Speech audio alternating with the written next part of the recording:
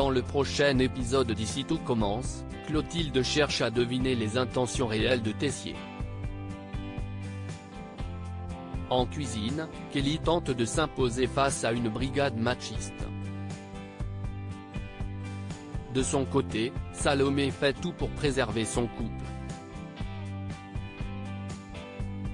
Attention, les paragraphes qui suivent contiennent des spoilers sur l'épisode d'Ici tout commence diffusé jeudi soir sur TF1. Si vous ne voulez rien savoir, ne lisez pas ce qui suit. Jeudi 2 mars dans Ici tout commence.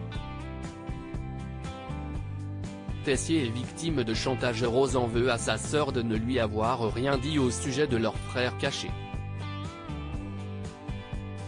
Clotilde avoue qu'elle le savait depuis longtemps, mais qu'elle était déjà en froid avec son père à l'époque.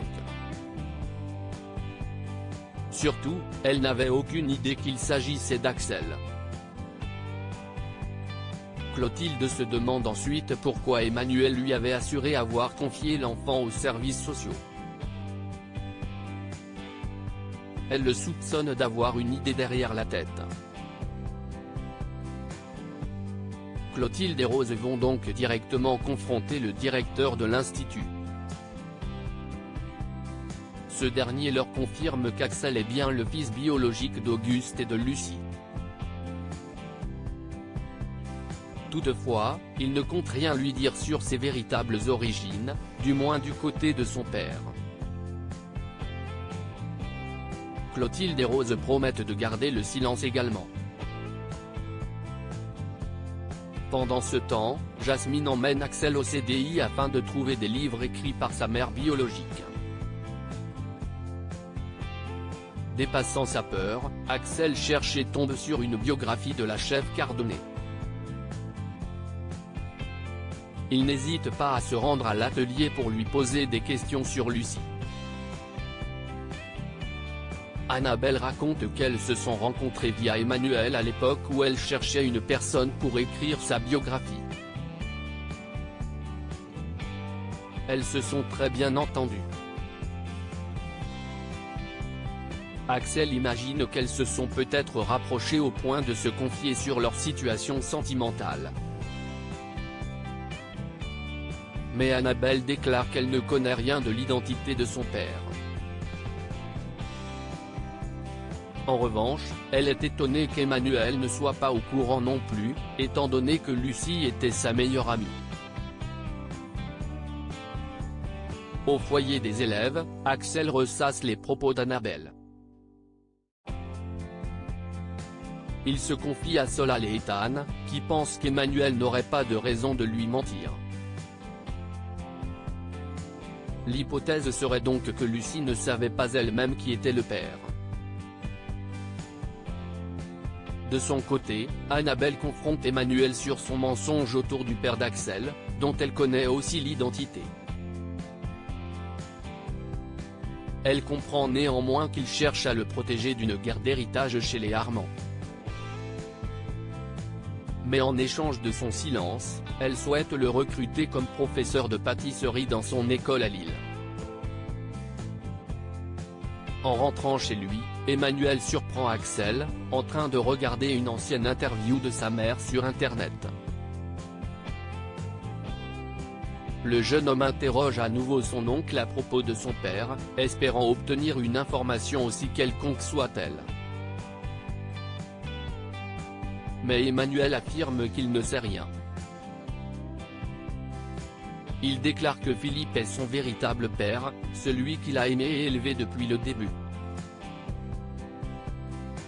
Plus tard, Emmanuel avoue à Constance qu'ils ne sont pas les seuls à être au courant de l'identité du père d'Axel.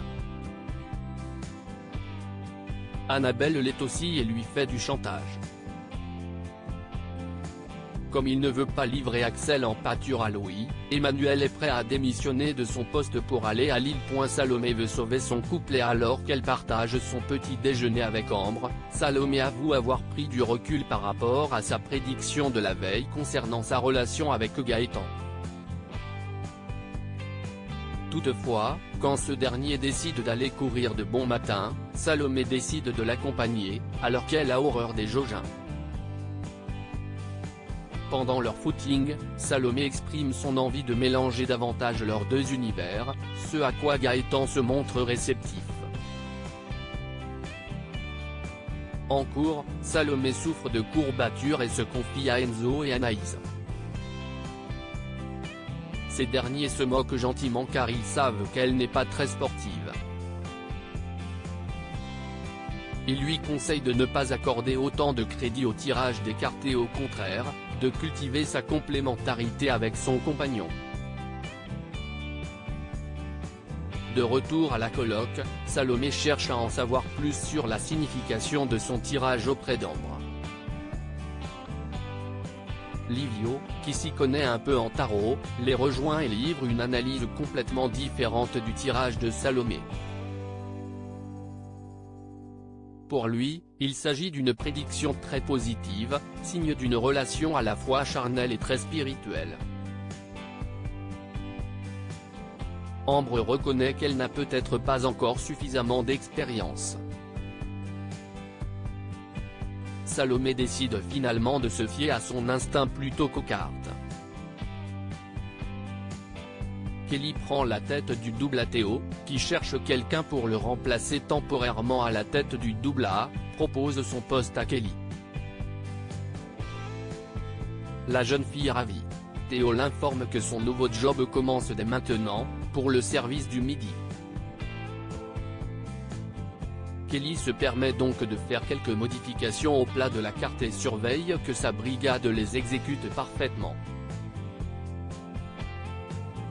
Or, elle constate que Tom utilise des patates douces à la place des carottes et que Lionel conserve une sauce aioli à la place de sa sauce normande.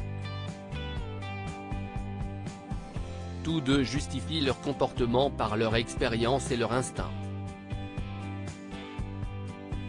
Mais Kelly ne se laisse pas faire et les recadre. Au moment d'envoyer les assiettes en salle, Kelly les retient car elle remarque notamment que Lionel n'a pas suivi ses ordres. Elle s'affirme toutefois en tant que chef face à lui et Tom, qui ne la prennent pas au sérieux. Kelly demande à Ambre de refaire les assiettes. À la fin du service, Kelly rejoint Ambre à l'extérieur. Celle-ci la félicite pour son travail, d'autant qu'elle a été témoin du comportement des garçons. Kelly avoue qu'elle se sent épuisée, mais espère qu'ils la respecteront davantage au fil du temps. Ambre n'est pas aussi confiante et lui suggère plutôt de monter une brigade 100% féminine.